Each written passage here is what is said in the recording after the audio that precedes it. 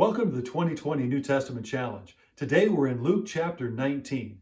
I love the first 10 verses of this chapter because we hear about Zacchaeus. Zacchaeus was a tax collector, but not just any old tax collector. He was a chief tax collector. Now, tax collectors were known for people that extorted money that didn't belong to them. They collected more than they were supposed to. And so here, as the chief tax collector, he probably was very much involved in that practice. Why? Because he was a wealthy man. Now, where did he get all this money? From other people. He was a chief tax collector, but he was curious about Jesus. Could it have been because he had heard about the miracles?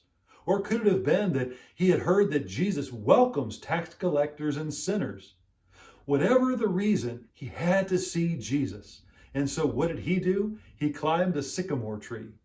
And then in verse 5, it says that when Jesus had reached the spot, he stopped.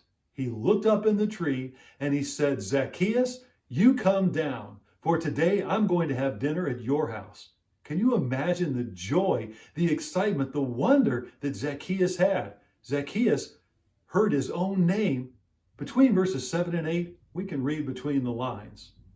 Zacchaeus had Jesus in his house, and I'm sure that Zacchaeus felt Jesus' attitude towards him. It wasn't one of rejection, but it was one of acceptance and one of love. It's been said that people will always forget things that we say. They'll even forget things that we do, but they'll remember how we made them feel. That's true for every one of us. And Zacchaeus had been receiving what Jesus had said to heart, and he accepted Jesus.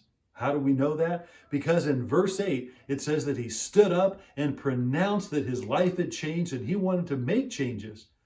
When our faith is real, it's going to show on the outside. When salvation is real on the inside, it's going to show on the outside. What's going to change?